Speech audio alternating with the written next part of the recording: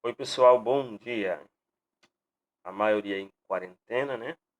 E outras fazendo revezamento no trabalho. É, é uma situação imperiosa, primeiramente, o que está acontecendo no mundo, e que atinge o Brasil também, o nosso estado. O vídeo não é para falar sobre o coronavírus, porém, eu já inicio já falando, né, sobre isso, sobre essa problemática que de forma imperiosa nos movimenta a clamarmos, a usar a fé de cada um. Eu tenho base cristã protestante, então eu tenho clamado a Deus e a Cristo por uma intervenção. Eu acho que é um momento de nós fazermos semelhantes, né? E pulando agora essa apresentação, espero que vocês todos estejam bem, alguns em casa, estudando, e eu venho aqui, esse vídeo aqui é para contribuir um pouco com a aprendizagem de vocês, inclusive a mim também é uma aprendizagem, eu me sinto cada vez mais desafiado pelo programa de pós-graduação a fazer esses vídeos e estar compartilhando com vocês. Vou mandar aqui no formatinho pedagógico para quem tem interesse, né? Ao ingressar no programa de pós-graduação em psicologia, eu tinha uma bagagem teórica meio que superficial, mas suficiente para mim chegar até lá. Então, os professores na entrevista depositaram confiança em mim e foi me apresentado um teórico, a princípio, que a gente ouve falar dele, né? Que é Vygotsky, L.S. Vygotsky. E a gente ouve falar dele, assim como Piaget e outros demais teóricos da linha da educação, ele é muito influente, principalmente na área da psicologia da aprendizagem e do desenvolvimento. Vygotsky ele tem um acervo muito grande de produções a respeito do assunto do desenvolvimento do gênero humano. Mas ao ingressar no programa de pós-graduação, eu vi que o conhecimento a respeito do autor é profundo.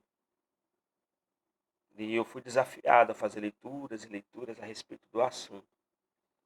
O que me chama a atenção no autor, apesar de que ele viveu pouco tempo, acho que Vygotsky ele viveu em cerca de 34 a 36 anos apenas.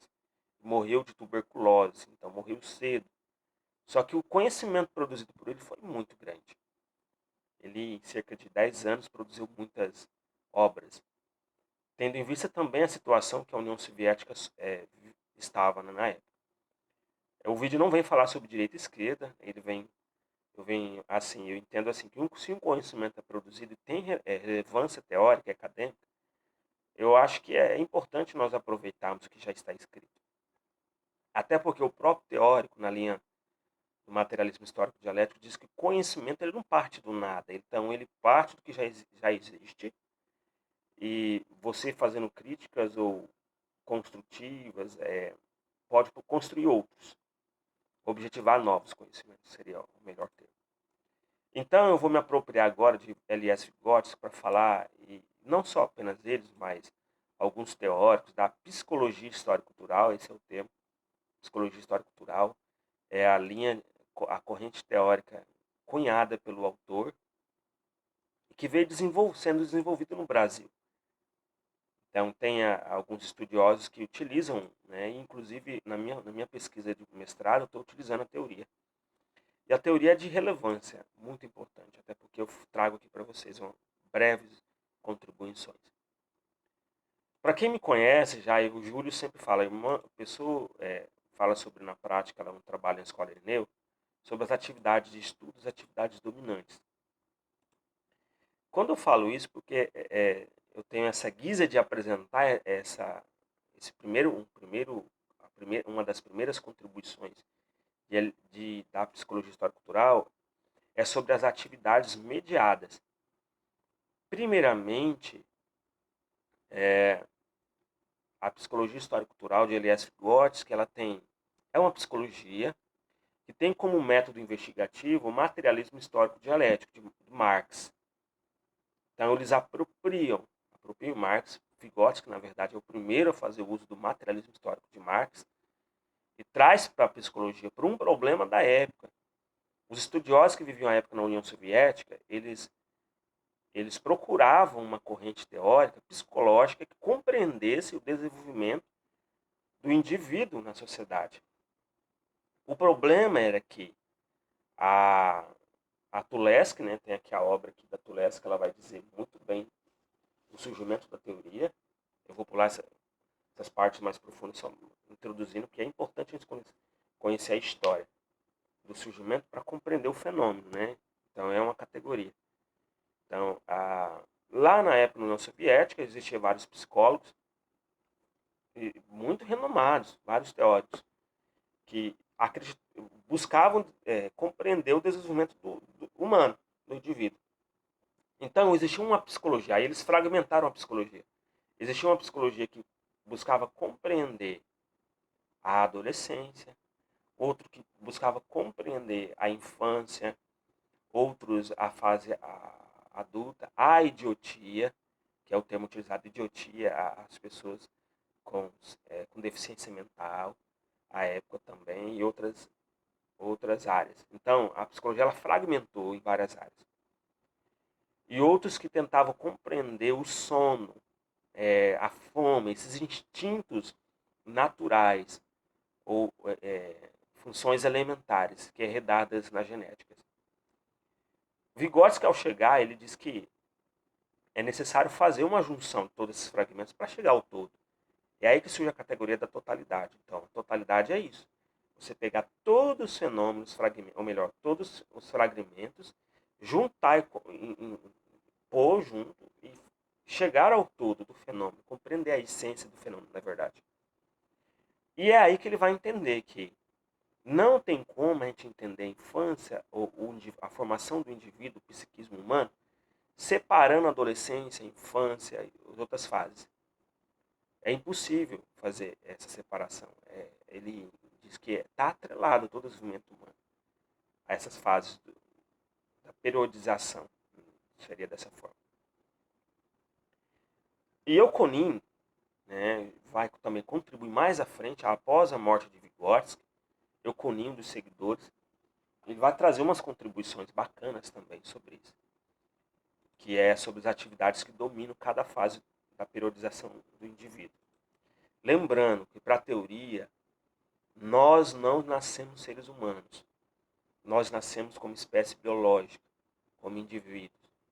À medida que a gente vai apropriando das heranças produzidas historicamente, nós vamos se tornando humanos. Então, a teoria ela diz que você não nasce com nada escrito na genética, assim, herdada do seu passado, uma bagagem teórica. Então, você não nasce sabendo alguma matemática. Você não nasce odiando português ou matemática porque o teu avô ou tua mãe não gostava. Não é assim. Eles eles acreditam fielmente, a partir de Marx, que as relações sociais ou as mediações humanas que desenvolvem no indivíduo a aprendizagem. Ou melhor, a aprendizagem que arrola o desenvolvimento humano. Então, você vai se tornando humano à medida que você aprende a cultura produzida pelo homem. Então, essa é uma função da educação. A educação ela tem a função de fazer os indivíduos, aqui é a palavra de Saviani, né? Saviani fala isso, Demerval Saviani. Então, a educação tem a função de que fazer o indivíduo contemporâneo na sua época.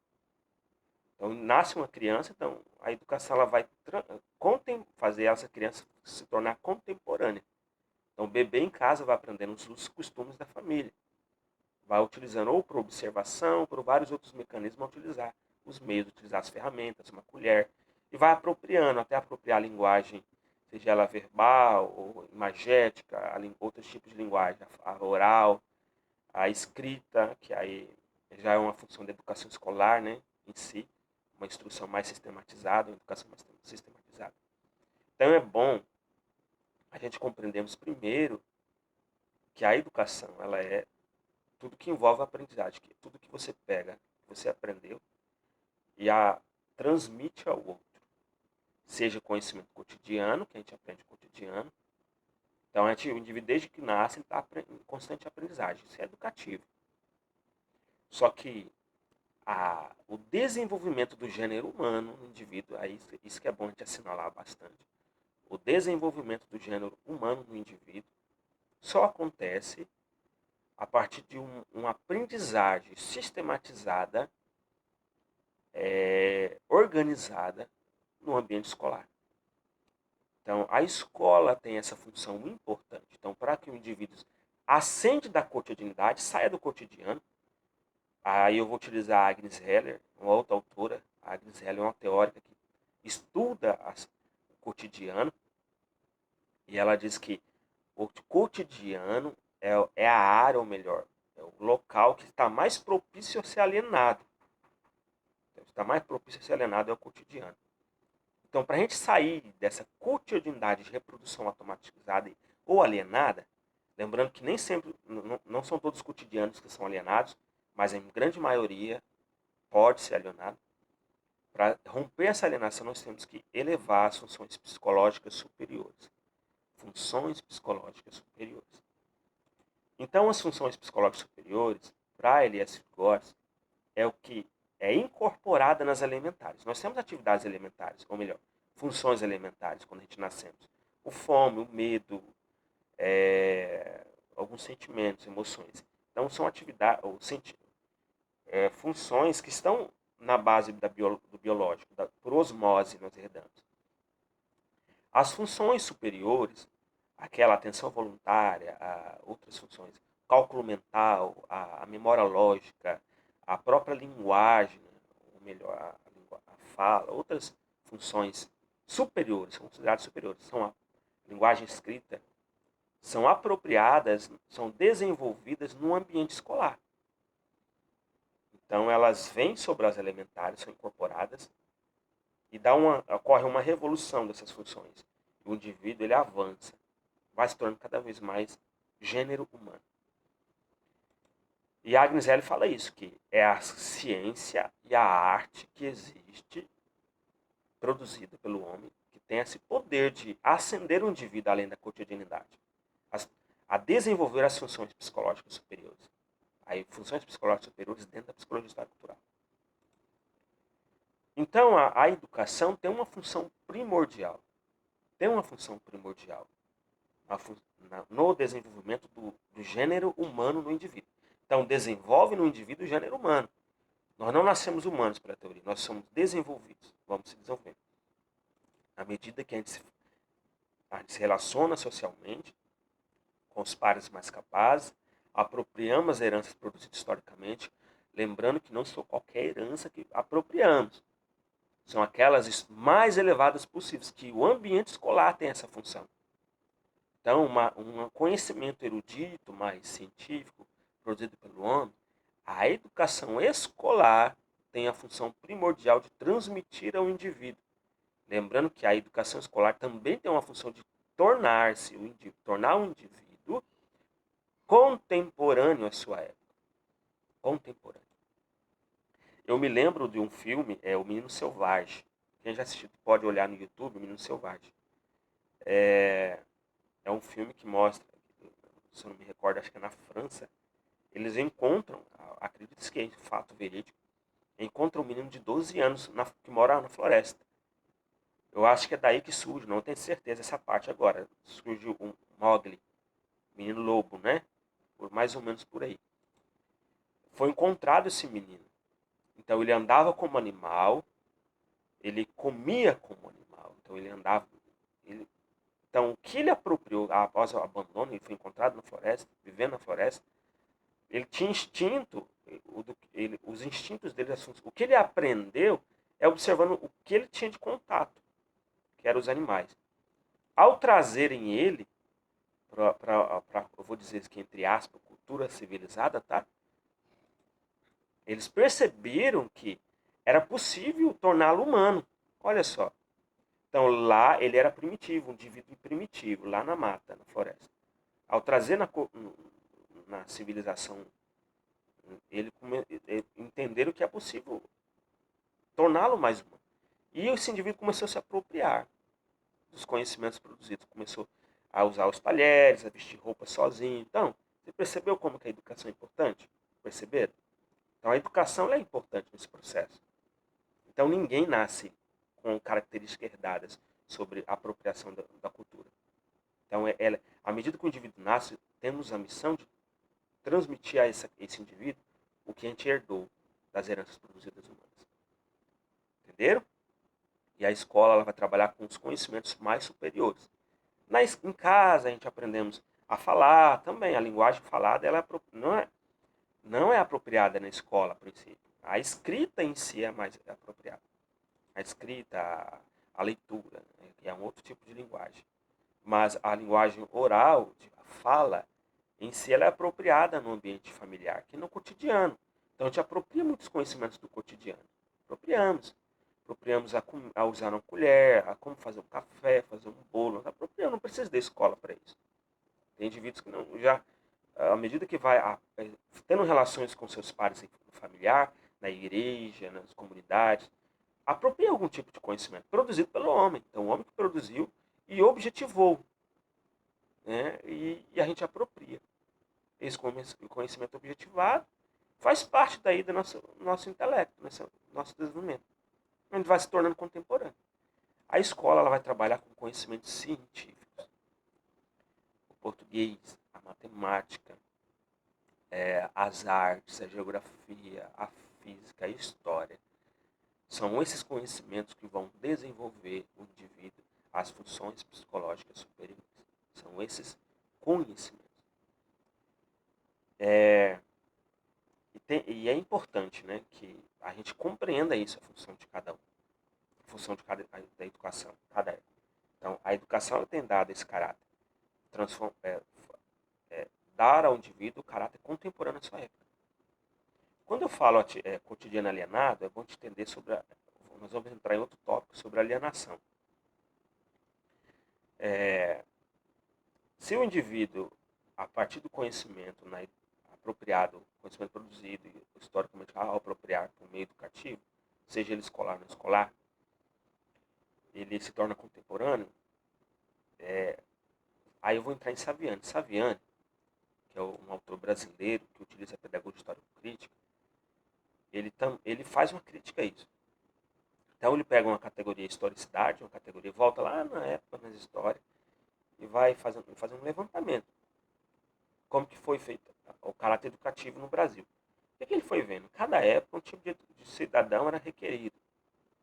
Cada época, cada sociedade, um cidadão era requerido com os padrões. Então a escola se adaptou a essas exigências. Os jesuítas catequizavam, então pensavam em indivíduo pronto para aquele tipo de sociedade. Catequista, catequizava, purificação, tudo mais. Entendeu? Então, à medida que da necessidade do alto, a educação se ajustou a isso, a educação escolar. E ele foi percebendo isso. Então ele vai levantando várias correntes teóricas vão surgindo para dar conta aos interesses da elite dominante, o governo em si. E a Saviano faz uma crítica, que a educação escolar, sim, ela torna o indivíduo contemporâneo. Só que ela tem que dar o caráter refletidor, de refletir e transformador a partir do indivíduo, da sua ação. Então, nós na Escola Irineu Dresch, nós temos uma grande importância, nós temos uma grande função. A nossa função ali, claro, é pegar todo o conhecimento produzido até hoje, de forma sistematizada, de forma bem organizada, didaticamente planejada, transmitir aos indivíduos ali da comunidade rural. E é bom a gente compreender que não é porque eles moram na comunidade rural que eles não têm possibilidade de aprender esse conhecimento científico. É possível. Vygotsky, Saviani, Snyder, Leontiev, todos os autores de base de linha marxistas e que acreditam no método revolucionário marxista, acreditam nessa potencialidade que não importa em qual sociedade o indivíduo vive. O conhecimento escolar, a escola tem essa possibilidade de transformar o indivíduo. E nós temos na mão essa grande missão. E nós estamos com uma problemática. Nós temos o Educampo, uma problemática assim, não que eu estou negando o Educampo. O Educampo é um projeto importante. Só que a gente precisa refletir muito a respeito do projeto.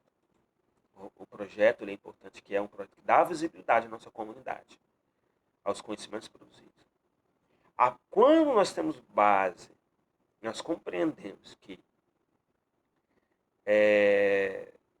que o conhecimento ele não parte do mundo das ideias, do idealismo, nada surge da mente.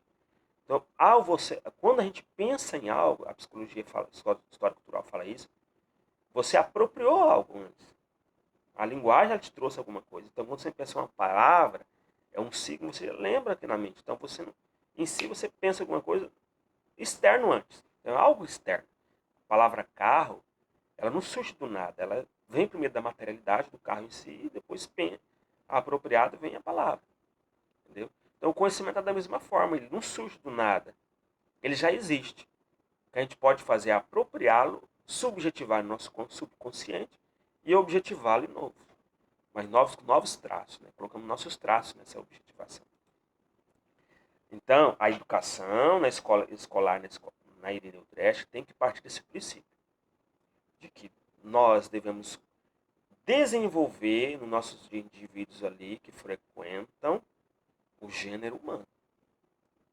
Então, as crianças, todas as crianças que entram ali, eles têm que apropriar, porque é direito deles, as heranças culturais produzidas pela humanidade. Se foi a humanidade que produziu, pertence ao conjunto, pertence ao grupo. E a educação pública, ela está mais próxima a isso, a cumprir, porque ou melhor, nós não cobramos desses alunos a transmitir esse conhecimento, porque a gente entende que é gratuito, é da humanidade, pertence à humanidade.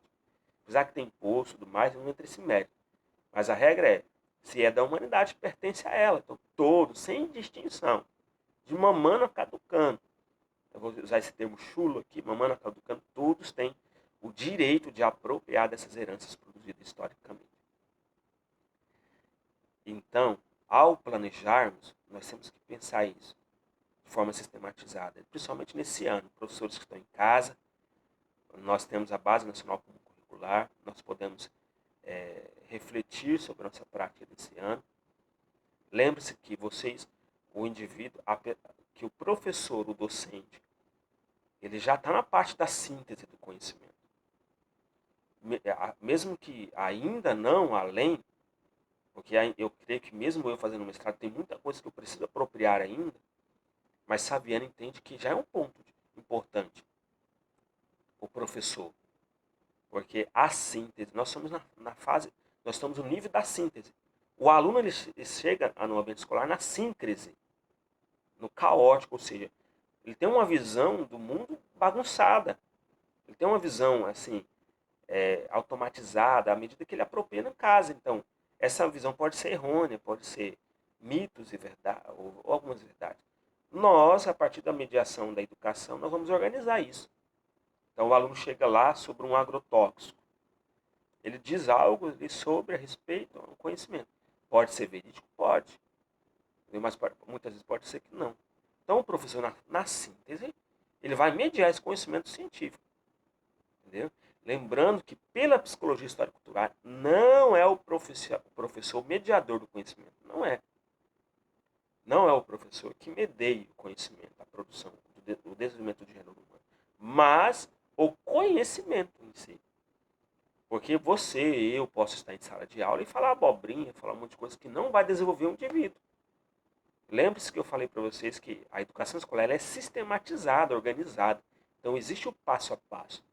Então o conhecimento ele é passo a passo também. Então é o conhecimento que desenvolve o indivíduo, não é o professor. O professor ele tem uma função importante. Então aí Saviani ele nos dá uma aula muito importante. Vamos pensar o que ele fala. Saviani ele é muito crítico, ele é um teórico brasileiro da pedagogia histórico-crítica que lidera essa corrente teórica, a pedagogia histórico-crítica, só que ele é sensato, ele é honesto, porque ele faz a crítica às outras teorias, mas ao mesmo tempo elogia os pontos positivos. Vamos ver? Ele diz assim na pedagogia tradicional, aquela de colocar o aluno em fileirinha, só o aluno fala e todo mundo cala a boca, não tem? Ele faz essa crítica desse professor, né, que desconsidera o conhecimento trazido pelo aluno. Ele faz essa crítica, critica esse conhecimento, essa repetição automatizada, essa educação bancária, que é Paulo Freire que vai denunciar. Então, o Saviano também faz essa denúncia. Eita, a pedagogia tradicional, ela alienava o sujeito a calar a boca e aceitar as normas, que era um perigo. Então, o indivíduo poderia se tornar alienado, aceitar tudo que era imposto na sociedade. Porém, o que ele via como positivo é o professor. Porque na pedagogia tradicional, o professor ele era ativo. Vou utilizar o termo ativo. Como assim? Ele ia na carteira, ele olhava, observava. Então, ele era diretivo, direcionava a atividade. Então, o professor, ele entendia que ele estava num nível um pouquinho maior do que os alunos. Estava na síntese. Já estava na síntese. Então, o professor ali na pedagogia tradicional, ele tinha esse conhecimento para transmitir ao indivíduo. Conhecimento que ele apropriou também. Por leituras, por vídeos. Ou, naquela época não tinha vídeo, mas por leituras e leituras. Então, a positividade da pedagogia tradicional é a diretividade docente, o professor diretivo. Aí surge a escola nova. A escola nova do Manifesto dos Pioneiros, em 32. Saviani vai descer a crítica também, que ele fala que a escola nova coloca o aluno no centro. Coloca o aluno como ele que vai organizar o conhecimento, vai construir o conhecimento. Na verdade, é um erro pela teoria. A teoria diz que o conhecimento não é construído dentro do indivíduo. Ele já existe. O conhecimento ele já existe, está posto aí nos livros, na sua apostila, no nosso cotidiano. O que precisa é uma mediação educativa que a gente aproprie. Entendeu? Então, a escola nova diz que o aluno que vai organizar. O professor vai ficar olhando de longe, só direcionando, pouca coisa. Não vai intervir muita coisa. Então, a aula vai partir dos interesses do aluno, vai levar em consideração somente o que o aluno sabe, e não vai avançar outros conhecimentos além. Que é um erro pela teoria. Nós temos, a equipe Saviani ia falar, sim, é muito bonito considerarmos o aluno, coisa que a pedagogia tradicional não fazia. Sim, é lindo nós considerarmos o que o aluno traz de casa. Mas, junto com a diretividade docente, o conhecimento que o professor tem, vai pegar esse conhecimento trazido para o aluno e vai contrapor de forma científica. O aluno traz de casa um conhecimento que pode ser alienado ou não. Se não for alienado, o professor, com o seu conhecimento, vai dizer, não, esse conhecimento ele é verídico, ele tem base, é concreto. Mas se não for, o professor pode mediar. Pode mediar, porque ele é o diretivista. Ele está na linha da síntese, no nível da síntese. Então, considerar o aluno foi importante na escola nova. Então, olha só, na escola tradicional, ele resgata o professor diretivo. Na escola nova, ele resgata a considerar o aluno com todas as suas vivências, todos os seus contextos. E aí que ele vai numa outra teoria, que é o tecnicismo, na época do golpe do regime militar. Tá? No regime militar era o tecnicismo, uma pedagogia voltada apenas para a técnica. É a época do Fordismo, por aí, que é mais para trabalho, mão de obra. Então o método era apostila, mais receita, mais coisas mais metódicas. Ele vai fazer sua crítica, que a educação não é apenas formar mão de obra para o trabalho, não é só, é além disso. É desenvolver o indivíduo às funções dele mais superiores possível. Então ele vai falar assim, olha, o tecnicismo tem um lado positivo, que é a técnica, um método que é importante. Olha só que interessante. Na pedagogia tradicional, o professor de posse do conhecimento, ele que está no nível da síntese. Na pedagogia nova, considerar as vivências extraescolares dos alunos, vai partir daí o conhecimento da prática de vivência social. Prática social parte do conhecimento da prática social do aluno e do professor, que o professor também está inserido no social. Considerando esse aluno, né, o que ele traz, mesmo que sendo caótico, sincrético, bagunçado esses conhecimentos, a escola, a atividade educativa escolar, o professor ali, de posse dos conhecimentos produzidos historicamente mais científicos e superiores possível, vai organizar isso. E vai impulsionar o aluno a ser mais crítico, a transformar, desenvolver no indivíduo o gênero humano, transformado. Quando eu falo no gênero humano, é bom a gente entender que ascender à humanidade significa também que o indivíduo ele é transformador da sua realidade. Ele consegue olhar o fenômeno e ir além das aparências dele, a desvelar esse fenômeno. Entendeu? Também é importante compreender isso. E na pedagogia tecnicista, Saviani vai falar que, olha, nem tudo ali é ruim. Vamos olhar um método.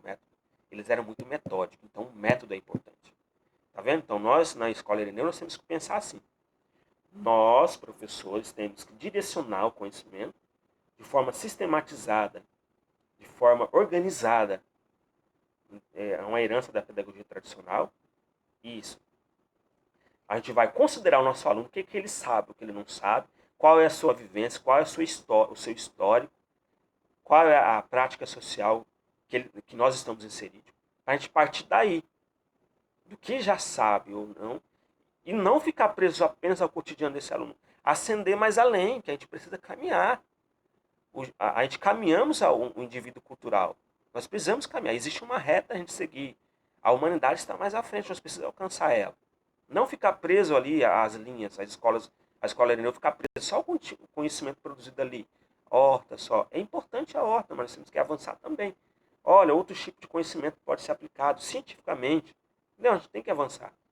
O aluno, professor, eu conheço essa forma de tratar a horta, conheço isso. Qual outro mais? O professor direcionando que pode ir mais além também. Você vai estar aprendendo outras coisas também. E o método, professor, é muito importante. Quando você vive só naquele método ali batendo em cima, você é um tecnicista. Professor tecnicista. E tradicional. Bem tradicional aqui. Só coloca aquele método. Nós temos que entender se nós estamos considerando o aluno, nós temos que mudar os métodos e ser originais e ser racionais possível. Se não deu certo esse método, nós temos que ser humano ao ponto de pedir ajuda e socorro. Nós temos ali professores muito bons.